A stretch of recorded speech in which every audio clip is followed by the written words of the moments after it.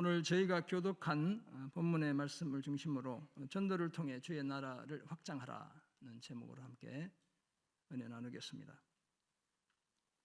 칭기스칸,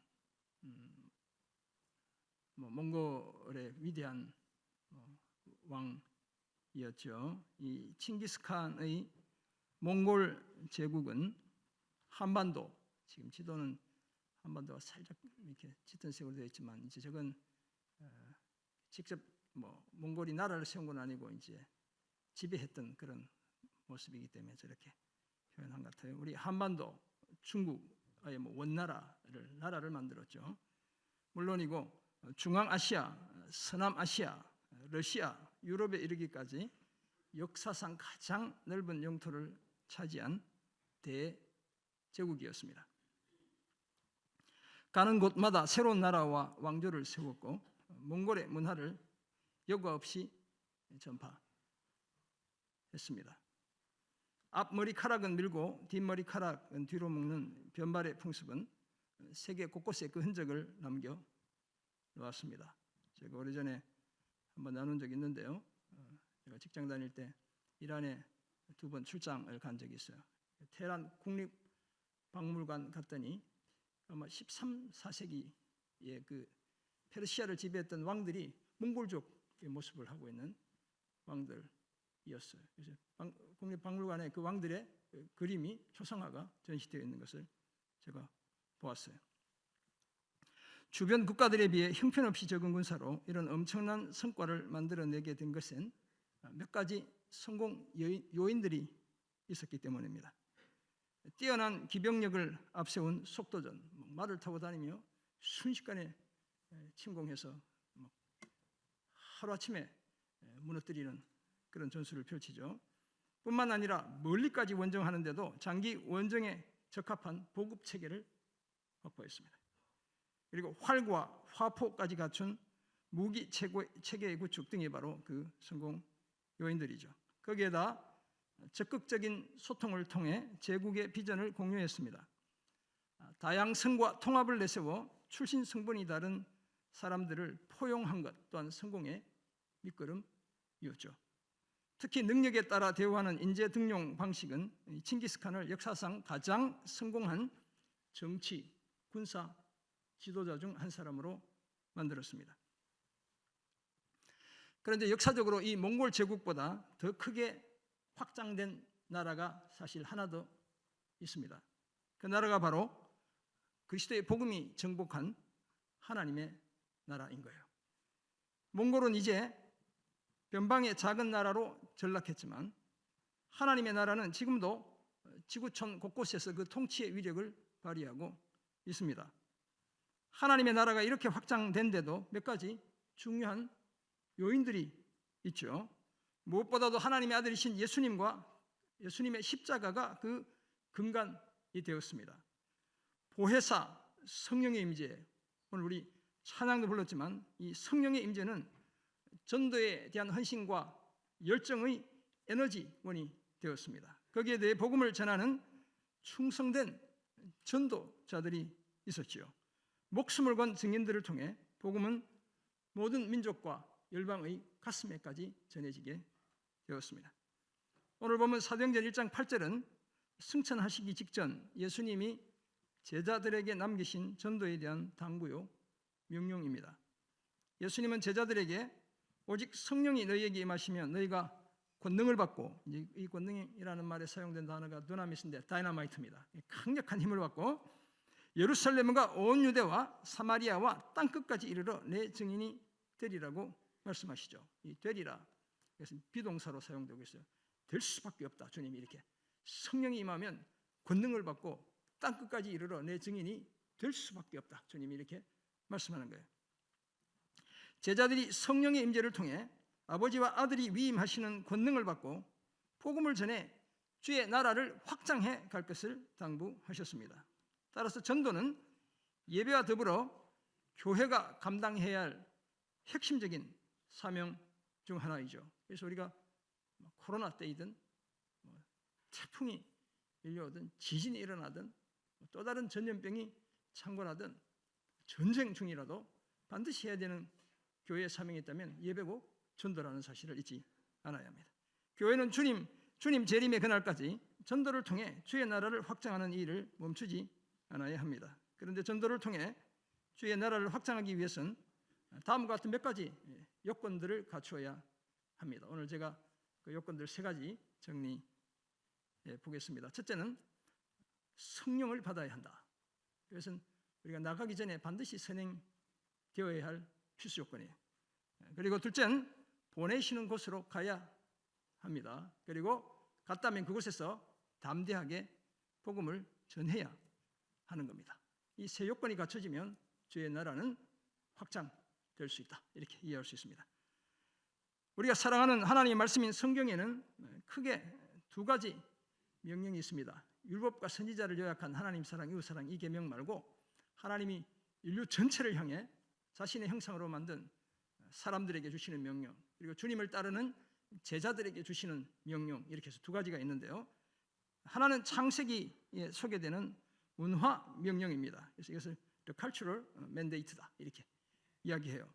창세기 1장 28절을 보면 하나님은 자신의 모양과 형상을 따라 만든 사람에게 생육하고 번성하여 땅에 충만하라, 땅을 정복하라, 바다의 물고기와 하늘의 새와 땅에 움직이는 모든 생물을 다스리라 명령하셨죠. 그리고 2장 15절을 보면 에덴 동산을 경작하고 지키라 이렇게 말합니다. 이 경작하다는 말이 cultivate예요. culture라는 말이 여기서 나온 겁니다. 하나님의 통치의 대위자로 살라는 바로 문화 명령을 주님이 주신 겁니다.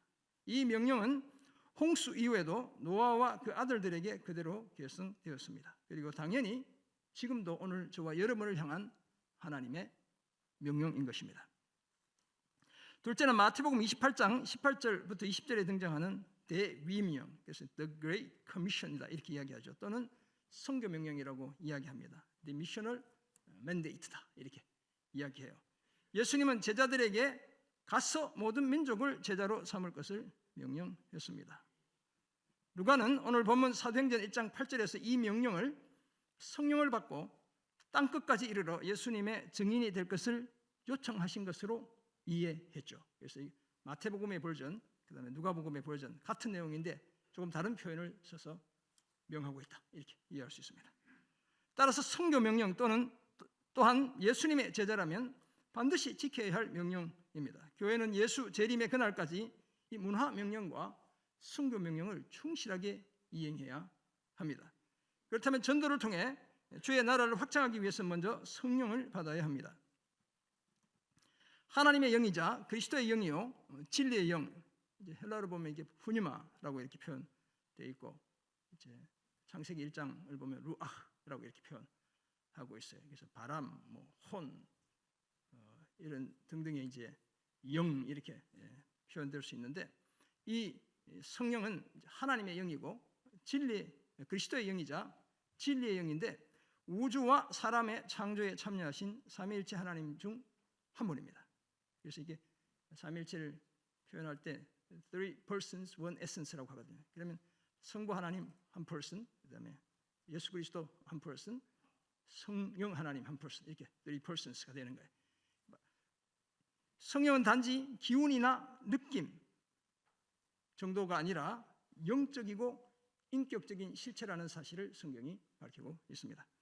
누가는 자신이 기록한 누가복음과 사도행전을 통해 성령의 역사를 무척 강조했습니다. 처녀 마리아는 성령이 임하시고 지극히 높은 이의 능력의 덮으심을 통해 예수님을 잉태했습니다. 세례요한의 아버지 사가랴라는 분인데요, 성령이 충만한 사람이었습니다. 의롭고 경건하여 이스라엘의 위로를 기다리던 시몬이라는 분은 성령이 그 위에 계신 자였습니다. 예수님이 세례 요한으로부터 세례를 받으실 땐 성령이 비둘기같이 우리 주님 위에 강림했습니다. 성령의 충만함을 받아 요단강에서 돌아오신 예수님은 광야에서 40일간 성령에 이끌리시며 마귀의 시험을 받으셨대요. 오늘 우리 찬양 불렀던 그 주제 구절이 누가복음 4장이에요. 4장 18절. 예수님은 성령이 임하심으로 가난한 자에게 복음을 전하기 위한 기름 부음을 받으신 것이었습니다. 사도행전 1장에 따르면 하나님 나라의 일을 말씀하시던 예수님이 사도와 함께 모이셔서 그들에게 분부하여 이르시기를 예루살렘을 떠나지 말고 내게서 들은 바 아버지께서 약속하신 그것을 기다리라고 명하시죠. 아버지께서 약속하신 것이 뭘까요? 성령을 가리키는 겁니다. 예수님은 제자들이 몇 날이 못되어 물 세례가 아니라 성령으로 세례받을 것을 말씀했습니다. 그리고 오늘 본문에서 오직 성령이 너희에게 임하시면 너희가 권능을 받고 예루살렘과 온 유대와 사마리아와 땅끝까지 이르러 내 증인이 되리라고 하셨습니다. 반드시 성령을 받아야 증인의 사명을 감당할 수 있다는 말씀이고, 성령을 받으면 증인의 사명을 감당하지 않고 견딜 수 없다는 말씀이기도 합니다. 이처럼 성령을 받는 것은 전도자의 삶의 필수 요건입니다. 드디어 오순절이 이르렀고 제자들이 다 같이 한 곳에 모였습니다. 호련히 하늘로부터 급하고 강한 바람 같은 소리가 있어 그들이 앉은 온 집에 가득했죠. 마치 불의 혀처럼 갈라지는 것들이 그들에게 보여 각 사람 위에 하나씩 임합니다. 아주 독특한 성령의 임재인데요, 시청각적으로 지금 성령이 임하고 계신 거예요. 그들이 다 성령의 충만함을 받고 성령이 말하게 하심을 따라 다른 언어들로 말하기를 시작했어요. 그래서 명제를 지키기 위해 왔던 그 순례객들이 다 놀라는 거예요. 자신들의 말로 저들이 말하기 때문에 깜짝 놀라게 된 것이었죠. 약속하신 보혜사 성령, 요한복음에 보면 내가 떠나고 성령을, 보혜사를 보내주겠다 주님이 말씀하셨죠. 바로 그 보혜사 성령이 드디어 임했습니다. 말세의 내 영을 모든 육체에 부어주리니 너희의 자녀들은 예언할 것이요 너희의 젊은 이들은 환상을 보고 너희의 늙은 이들은 꿈을 꾸리라는 요엘서 2장 28절의 예언이 드디어 성취된 겁니다. 이처럼 전도와 교회의 부흥은 철저히 성령이 주도하시는 사역입니다. 사랑하는 성도 여러분, 그러므로 우리가 전도를 통해 주의 나라를 확장하기 위해서는 반드시 뭘 받아야 할까요? 성령을 받아야 합니다. 우리가 언제나 말씀보다 기도보다 성령보다 앞서지 않아야 하는 것은 전도에서도 마찬가지입니다. 성령을 받는 것은 전도자의 삶의 전제 조건이자 주의 나라의 확장을 위한 전제 조건이기도 합니다. 전도를 통한 하나님의 나라 확장은 사람의 지혜나 노력으로 되는 일이 결코 아니죠. 성령으로 아니하고는 그 누구도 예수를 주시라 할 수 없기 때문입니다. 물론 우리의 열정, 관심, 사랑, 수고, 노력 반드시 필요합니다. 하지만 믿게 하는 분은 결국 하나님이십니다. 그리고 하나님은 성령을 통해 그 일을 행하시는 것이죠. 그러므로 전도를 통해 주의 나라를 확장하기 위해서는 우리부터 먼저 성령을 받아야 합니다. 성령으로 우리 내면을 가득 채워야 해요. 성령이 때로는 컨텐츠, 내용물처럼 우리 안을 채워야 하고, 또는 성령이 수단이 되는 거예요. 성령으로 말미암는 하나님의 성품들로 우리 인격을 새롭게 해야 하는 겁니다. 그때 비로소 우리는 복음의 일꾼으로서의 자질을 갖추게 되고, 그렇게 성령의 인도하심을 따라 살아가는 우리를 통해 주의 나라는 확장되는 겁니다. 내 멋대로 사는 삶을 통해, 내가 하고 싶은 일을 하며 사는 삶을 통해 주의 나라가 확장되는 것이 아니라 성령에 이끌림받는 삶을 통해 주의 나라가 확장될 줄 믿습니다. 그러므로 반드시 성령을 받고 그 인도하심을 따라 전도를 통해 주의 나라를 확장하는 우리가 되기를 주의 이름으로 축원합니다. 아멘. 전도를 통해 주의 나라를 확장하기 위해 둘째로 보내시는 곳으로 가야 합니다. 한 나라를 확장한다 이렇게 생각하면 크게 두 가지 측면에서 생각할 수 있겠죠. 첫째는 영토를 넓히는 것, 둘째는 인구를 늘리는 것. 거기에 대하면 경제력, 군사력, 문화력을 키우는 것, 이게 나라를 확장하는 그런 모습들이 될 거예요. 그렇다면 주의 나라를 확장하기 위해서는 영적 지경을 넓혀야 하죠. 예수 믿는 사람들을 더해야 하는 겁니다. 그런데 이것은 일반적인 역사의 발전, 제러드 다이몬드라는 분이 총균쉐라는 엄청 유명한 저 책을 썼어요. 그러니까 역사의 발전에 이렇게 중요한 모티브 3개를 가지고 이렇게 풀어내는 책인데, 주의 나라의 발전은 총균쉐로 되는 게 결코 아니에요. 중세 십자군 전쟁의 실패는 무력으로 주의 나라를 확장시키려는 교회의 시도가 얼마나 무모한 것이었는지를 잘 보여주고 있죠. 우리는 예수님과 바울처럼 평화의 복음으로 그 일을 감당해야 될 줄 믿습니다. 누가복음 4장 43절에서 예수님은 내가 다른 동네들에도 하나님의 나라 복음을 전하여야 하리니 나는 이 일을 위해 보내심을 받았노라 라고 말씀했습니다. 자신이 하나님의 나라 복음을 전하기 위해 아버지로부터 주님이 보내심을 받았다고 말씀하시죠. 그래서 갈릴리 여러 회당을 다니시며 우리 주님이 전도하신 거예요. 주님도 전도하셨어요. 자신을 반대하는 그곳 마다하지 않고 가셔서 하나님 나라의 복음을 전하신 것이죠. 그런 예수님이 오늘 본문에서 성령을 받은 제자들이 예루살렘과 온 유대와 사마리아와 땅끝까지 이르러 자신의 증인이 되라고 말씀하고 있습니다. 빨리 전화 받아봐요. 네, 빨리 전도하러 오라는 전화일 수도 있으니까. 네. 그렇다면 증인이라면 당연히 땅끝까지 가야 합니다. 마태복음 28장 19절은 이 사실을 더 분명히 밝히고 이쪽 앞에 잠깐 우리가 보았던 구절인데요. 그러므로 너희는 가서 모든 민족을 제자로 삼아 아버지와 아들과 성령의 이름으로 세례를 베푸고 이렇게 말하고 있죠. 이제 20절까지 이어지면 이게 중요한 동사 4개가 나와요. 가라, 제자 삼아라, 세례를 베풀어라, 가르쳐 지키게 하라.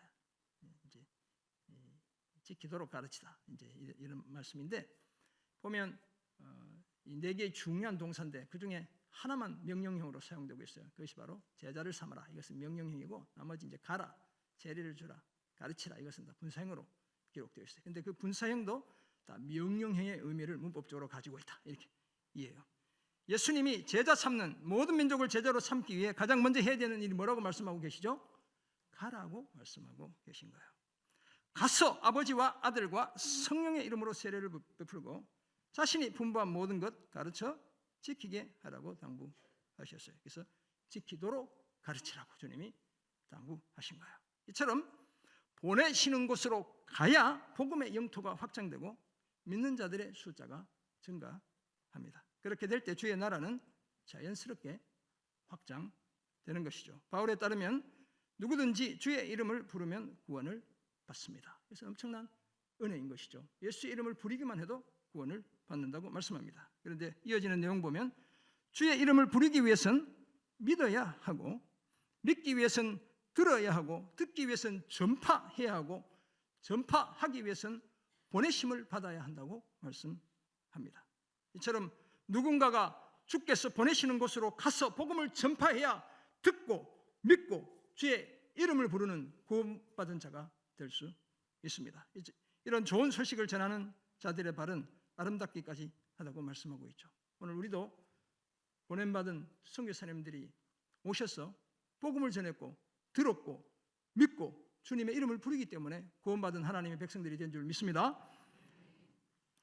사랑하는 성도 여러분, 그러므로 우리 또한 보내시는 곳으로 가야 합니다. 금년에 국내 전도 해외 단기 선교에 지원하신 여러분들은 다 아름다운 발을 가진 분인 줄 믿습니다. 여러분들을 통해 하나님이 구원하시기로 작정하신 영혼들이 주께로 돌아올 줄 믿습니다. 보내시는 곳으로 가야 하죠. 저는 2001년 1월 2일 시드니에서 맞이한 그 아침을 평생 잊지 못합니다. 차가 정체되던 새해 첫 출근길, 이제 호주도 1월 1일은 쉬고 이제 1월 1일부터 이제 출근을 해야 돼요. 그 출근길에 거기도 이렇게 그때만 해도 시드니 시내도 많이 교통이 많이 막혔어요. 갑자기 제기에 이제 음성이 들리는 거예요. 음성이.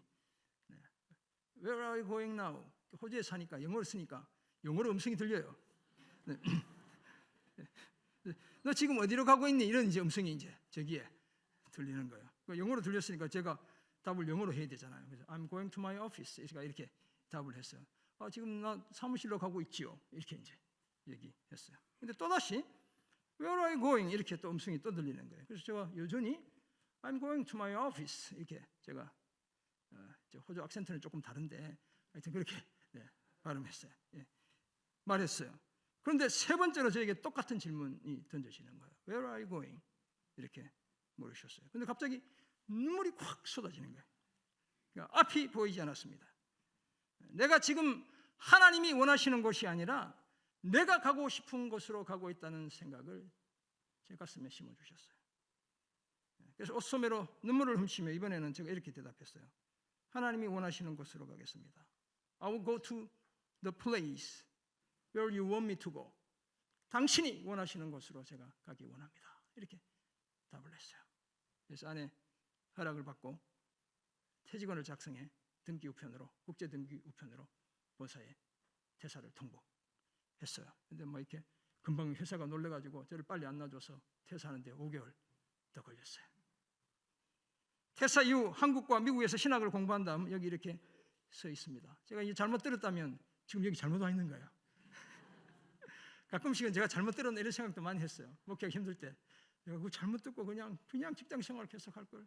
그럼 아들 딸들 편하게 살고 나도 더 편하게 살고 이럴 텐데 뭐 이런 생각 했어요. 근데 이 자리가 가장 행복한 자리인 줄 믿습니다. 물론 주의 나라를 확장하기 위해 다 회사를 그만두진 않아야 합니다. 네. 제가 회사를 그만두고 신학을 하려 할 때 제가 이제 서초동에 있는 강남역, 그때는 강남역 근처에 있었죠. 사랑의 교회에서 평신도 생활하다가 호주 갔기 때문에 그 교회의 서리 집사였어요.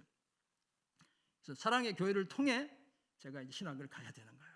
그래서 제 친구 부목사님이 그곳에 있었는데 그 친구한테 수련 뭐 다 사인도 받아야 되고 뭐 적어야 되고 제가 이렇게 간증도 해야 되고 그때 목사님이 그러셨다는 거예요. 왜 지수장으로 그냥 계속 있지? 굳이 목회하려고 하냐고. 그래서 말리라고 이렇게 하셨다는 거예요. 저는 이제 제가 들은 게 있으니까 끝까지 이제 이 길을 오게 된 거예요. 저마다의 부르심이 다 다른 줄 믿습니다. 분명한 사실은 복음을 위해 하나님이 보내시는 곳으로, 성령이 인도하시는 곳으로 가야 한다는 겁니다. 그것이 우리 가정, 우리 동네, 우리 학교, 우리 직장일 수 있습니다. 그곳으로 가서 복음을 전해야 주의 나라를 확장할 수 있죠. 그러므로 보내시는 곳으로 가서 전도를 통해 주의 나라를 확장하는 그런 우리가 되기를 주의 이름으로 축원합니다. 아멘. 전도를 통해 주의 나라를 확장하기 위해 끝으로 담대하게 전해야 합니다. 그렇다면 보내시는 곳으로 갔다면 거기서 반드시 해야 할 일이 있죠. 다름 아니라 복음을 담대하게 전하는 겁니다. 로마서에 따르면 바울은 할 수 있는 대로 로마에 있는 성도들에게도 복음을 전하기를 원했습니다. 이 바울의 가슴에는 복음밖에 없었던 것 같아요. 그리고 유대인이든 헬라인이든 가리지 않고 모든 믿는 자에게 구원을 주시는 하나님의 능력이 되는 복음을 부끄러워하지 않습니다. 복음 때문에 오히려 더 담대해진 분이 바로 사도 바울이에요. 왜냐하면 십자가의 도가 멸망하는 자들에게 미련한 것이지만 구원을 받는 자들에겐 하나님의 능력이기 때문입니다. 바울의 이런 결연한 의지는 사도행전 20장에도 잘 나타나 있습니다. 3차 전도 여행을 마치고 예루살렘으로 돌아가던 길에 밀레도라는 곳으로 에베소 교회 장로들을 초청하죠. 그렇게 만난 바울이 이렇게 말합니다. 내가 달려갈 길과 주 예수께 받은 사명 곧 하나님의 은혜의 복음을 증언하는 일을 마치려 하면 나의 생명조차 조금도 귀한 것으로 여기지 아니하노라. 아멘. 엄청난 선언이죠. 전도를 위해서라면, 복음을 위해서라면 목숨조차 아까워하지 않는다는 담대함을 드러냅니다. 바울의 이런 결연한 각오의 근저에는 사실 성령이 계셨습니다. 바울은 예루살렘에서 무슨 일을 당할지 모르는데도 성령에 매여 그곳으로 가고 있는 거예요. 성령이 분명하게 각 성에서 자신에게 증언하여 환난과 결박이 자신을 기다린다고 말했지만 그 걸음을 포기하지 않습니다. 아가보라는 선지자가 가이사랴에 있던 7 집사 중에 한 사람인 전도자 빌립의 집으로 와서 바울의 띠를 자신의 손발을 잡아매고 유대인들이 이같이 이 띠의 임자를 결박하여 이방인의 손에 넘겨줄 것이라고 예언을 하죠. 그러니까 퍼포먼스를 통해 예언을 하는 거예요. 그 띠의 임자가 누군지도 모른 채. 그래서 일행이, 그 말을 들은 일행과 그곳에 있던 사람들이 바울에게 예루살렘으로 올라가지 말라고 권합니다. 왜냐하면 그 띠의 주인이 바울이라는 걸 이 사람들이 알기 때문이죠. 하지만 바울은 여러분이 어찌하여 울어 내 마음을 상하게 하느냐? 나는 주 예수의 이름을 위하여 결박당할 뿐 아니라 예루살렘에서 죽을 것도 각오하였노라 라고 말하죠. 복음을 전하는 그 일을 결코 포기하지 않겠다는 다짐이었습니다. 사랑하는 성도 여러분, 만약 우리의 힘과 능력으로 복음을 전한다면 우리는 결코 담대하게 복음을 전할 수 없습니다. 적대적이거나 무관심한 사람들 때문에 늘 주눅들고 포기하기 마련이죠. 사실 바울도 고린도에 머물며 복음을 전할 때 이런 고백하죠. 약하고 두려워하며 힘이 떨었다. 진실한 고백이에요. 그러나 그런 그가 4절에서는 이렇게 다시 고백합니다. 내 말과 내 전도함이 설득력 있는 지혜의 말로 하지 아니하고 뭘로 했다고요? 다만 성령의 나타나심과 능력으로 했다고 고백하는 거예요. 약하고 두려워하고 힘이 떨었지만 성령을 힘입어 담대하게 복음을 전했습니다. 그렇다면 우리도 성령이 임하시면 권능을 받아 담대하게 복음을 전할 수 있습니다. 저는 제 얘기도 하나 하려고 하는데요. 어린 시절 제가 얼마 전에 외로운 늑대 얘기했잖아요. 제가 제 친구들을 만나면서 제가 론 울프였다는 사실을 제가 알았어요. 지난 1월 달 초등학교, 그러니까 국민학교 친구들 둘이가 이제 교회를 찾아왔어요. 다 60이 넘은 그런 친구들인데 이런저런 얘기하다가 저희 어린 시절을 이야기하는 거예요. 그러면서 이렇게 얘기해요. 너는 맨날 학교에서 운동장에서 혼자 놀았다. 이렇게 얘기. 그러니까 얘들이 눈에 보인 저는 늘 혼자 노는 그런 아이였어요. 왜냐하면 도시락을 못 사가니까 점심시간 되면 늘 밖에 나와서 혼자 놀아야 했던 그런 시간들이 이제 얘들 눈에도 제가 늘 혼자 있는 그런 모습으로 이제 비춰진 거예요. 그러니까 불가피하게 내성적으로 변해갔겠죠. 제가 혈액형, 요즘은 MBTI 하지만 옛날엔 혈액형으로 이제 사람의 성향을 제가 O형이에요, O형.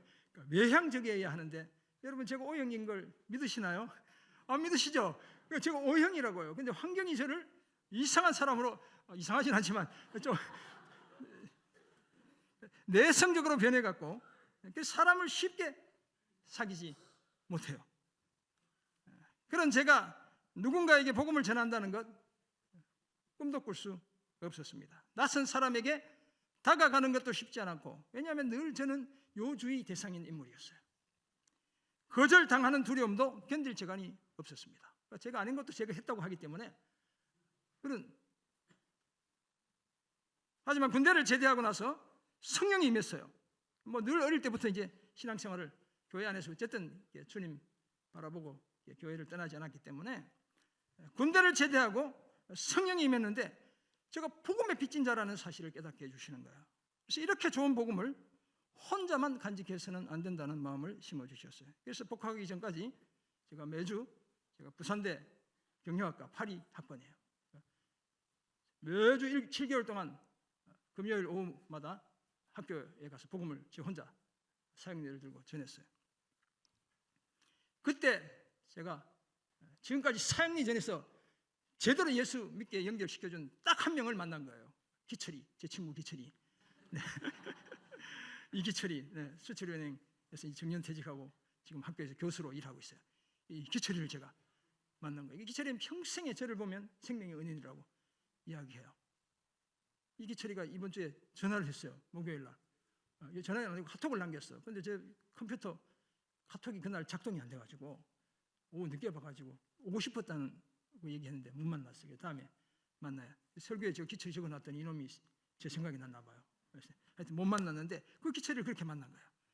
복학해서 학과 안에 MCF라는 제가 경영학과 크리스천 모임을 매니지먼트 크리스천 펠로십이라는 조직을 결성했어요. 사람들을 초청해서 복음을 전하는 그 일을 했어요. 시사장으로 제가 호주 시드니에 있을 때 출장을 오는 사람 대부분에게 사역일을 전했어요. 그러니까 주님이 저를 부르신가 봐요. 그래서 이게 지금 잘된 건지 못된 건지는 잘 모르겠어요. 성령이 임하면 우리도 담대하게 복음을 전할 수 있습니다. 그래서 제가 수요 전도도 꾸역꾸역 하는 이유도 실제로 수요 전대 가지고 예수 믿는 사람 지금까지 한 명도 없어요. 그런데 하는 거예요. 전도의 이 열정을 주님께 드리기 위해서 우리가 전도해야 한다는 그 당위를 성도들에게 심어주기 위해서 하는 거예요. 성령이 임하면 우리도 담대하게 복음을 전할 수 있습니다. 더구나 십자가의 복음은 나만 소유하기에 너무나 좋고 아깝죠. 복음을 전해야 사람들이 듣고 예수 믿고 천국과 영생을 선물로 받습니다. 하나님은 이런 증인들을 하늘의 별과 같이 영원토록 빛나게 해주신다고 약속하고 있죠. 담대하게 복음을 전해 주의 나라 확장하고 천국에서 별과 같이 빛나는 우리가 되기를 주의 이름으로 축원합니다. 아멘. 전도를 통해 주의 나라 확장하기 위해 세 가지를 말씀드렸어요. 뭘 해야 된다고요?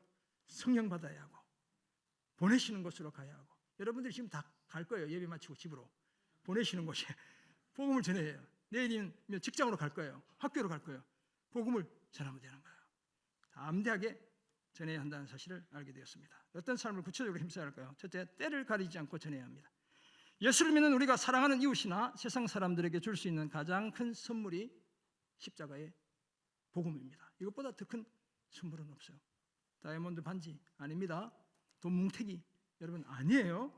복음이 가장 귀한 선물이에요. 이 복음은 모든 믿는 자에게 구원을 주는 하나님의 능력입니다. 그래서 바울은 제자요 영적 아들이기도 한 목회자 디모데에게 너는 말씀을 전파하라.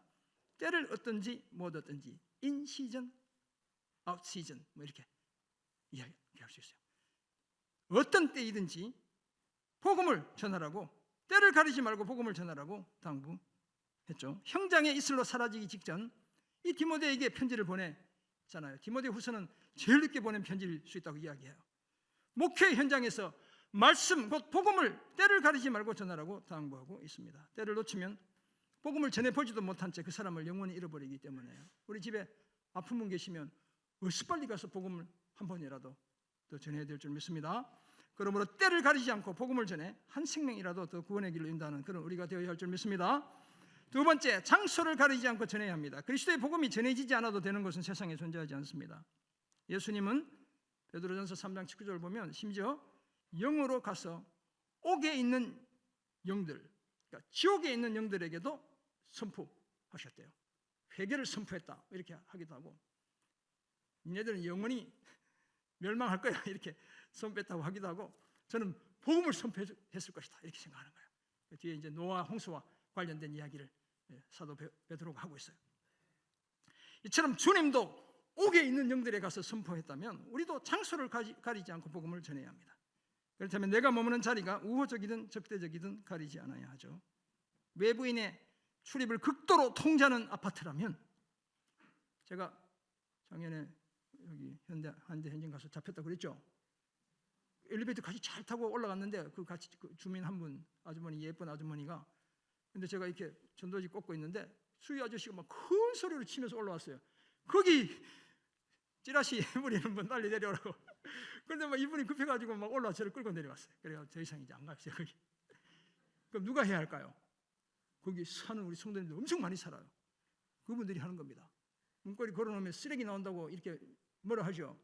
쓰레기 봉투 하나 달아서 같이 놔두면 그 뭐 얼마 안 되니까 나머지 쓰레기 버려서 자기 본인들이 잘 쓰실 거야. 우리 수원역 프리지오 자이 안 가요. 한번 갔더니 그 안에서 뭐 이렇게 내부 통신망에 뭐가 떴대. 엄청 욕하는. 그걸 더 이상 안 가요. 못 가. 오히려 복음이. 그럼 누가 할 수 있어요? 거기 지금 수십 가정이 살아요. 여러분들이 하시면 되는 거예요. 여러분들은 자연스럽게 출입할 수 있는 분들이잖아요. 보내시는 곳이 그곳인 줄 믿습니다. 외부의 출입을 극도로 통제하는 아파트라면 거기에 사는 성도들이 복음을 전해야 될 줄 믿습니다. 아멘이시죠? 그래야 하나님이 구원하시기로 작정하신 영혼들에게 복음을 들려줄 수 있습니다. 우리는 구걸하며 복음을 전하는 자는 아니에요, 사실. 근데 당당하게 전해야 돼요. 얼마나 소중한 거예요. 장소를 가리지 않고 복음을 전해 주의 나라 확장하는 우리가 되기를 주의 이름으로 부탁드립니다. 아멘. 미국 유요칸 근처 리버티 섬에 키가 46.1m 되는 키 큰 여인이 하나 서 있습니다. 그녀는 한 손에 횃불을 들고 억눌린 사람들과 어두운 세상을 향해 빛을 비추죠. 그녀가 서 있는 받침대에는 엠마 레저러스가 쓴 이렇게 멋진 식구도 새겨져 있어요. 나에게다오, 지치고 가난한 사람들을, 자유롭게 숨쉬기를 갈망하는 무리들을, 바닷가에 겹겹이 지쳐 쓰러진 가엾은 이들을, 거처도 없이 폭풍에 시달린 자들을 나에게 보내다오. 내가 황금문 곁에서 횃불을 높이 들고 있으리니. 이 여인이 바로 자유의 여인입니다. 이 여인상은 미국의 민주주의와 자유를 상징하는 대표적인 조각품이죠. 미국의 독립 100주년을 기념해 프랑스의 조각가 바르톨디라는 조각가가 프랑스에서 직접 만들었습니다. 제작을 했고, 그리고 조각으로 조각 나눠져서 350여 개의 조각으로 미국으로 옮겨지게 돼요. 그리고 1886년 저 자리에 세워지게 되었어요. 이 여인의 왕관에는 7개의 뿔이 있습니다. 스파이크라는 불리는 7개의 뿔이 있어요. 그러니까 스파이크 자체가 뿔을 가리키죠. 7개의 스파이크가 있다 이렇게 보시면 돼요. 그것은 전 세계의 바다와 대륙을 상징합니다. 따라서 사람들이 세상 그 어느 곳에서 그 어떤 문제를 안고 있더라도 자유의 여인이 길을 밝히는 횃불을 높이 쳐들고 있는 한 자유를 찾아 미국으로 올 수 있습니다. 근데 이제 트럼프가 대통령이 되면서 이건 이제 더 이상 아니에요. 아무나 함부로 못 가고 있던 사람도 쫓겨나게 됐어요. 지금. 그래서 우리 아들은 트럼프를 좋아하지만 저는 그래서 트럼프를 좋아하지 않아요. 네. 우리 믿음의 선배들이 그 땅에 다 사실 그 땅에 갔던 사람들이 다 이민자예요. 원래 그 땅의 원주민은 아메리칸 인디언들이 원주민인 거예요. 다 자기들이 이민 와서 살면서 이 좋은 정신을 가지고 우리 믿음의 선배들이 그곳에서 누구든지 와도 되고 자유롭게 살아도 된다. 억눌린 자들 다 와라. 이렇게 해서 이렇게 만들어놨는데 지금은 마치 자기 세상인 것처럼 이렇게 이야기하기 때문에 저랑 이제 우리 아들은 그래도 합리적이라고 생각하고 저는 복음적이지 않다고 생각하고 그래서 아들과 제가 이 부분에서는 생각이 서로 달라요. 이 여인의 발 아래 사진을 보면 깨어진 쇠사슬 저렇게 표현되어 있어요. 쇠사슬이 놓인 거예요. 고된 삶의 형편으로 인해 깨어지고 상처 입은 사람들을 초청하고 있는 그런 조각이에요. 근데 사랑하는 성도 여러분, 이제 미국은 더 이상 이렇지 않죠. 사실 그리스도의 복음이야말로 복음을 듣고 믿는 모든 사람들에게 진정한 자유와 해방을 선물하는 겁니다. 하나님은 십자가의 복음을 통해 죄의 사슬과 사망의 속박에서 벗어나 진정한 구원의 기쁨을 만끽하는 사람들로 자신의 나라를 확장해 가길 원하세요. 이 일을 성령이 주도하시는 거예요. 그래서 교회의 성장, 복음의 확산은 성령이 주도하시는 사역이라고 우리가 분명히 고백해야 합니다. 그래서 우리는 무엇보다 뭘 받아야 할까요? 성령을 받아야 합니다. 그리고 보내시는 곳으로 가야 합니다. 보냄받은 그곳에서 담대하게 복음을 전해야 하죠. 그것도 때와 장소를 가리지 않고 지혜롭게 복음을 전해야 합니다. 이 사실 명심하고 주님의 당부에 따라 전도를 통해 주의 나라 확장하는 그런 우리가 되기를 주의 이름으로 축원합니다. 아멘. 기도하겠습니다. 사랑의 주님, 오늘 주신 은혜의 말씀을 기억합니다. 모두 복음의 증인의 삶을 기쁨으로 감당하고 주의 나라 함께 확장해가는 저희들 다 되게 은혜 내려 주옵소서. 감사드리며 예수님의 이름으로 기도합니다. 아멘.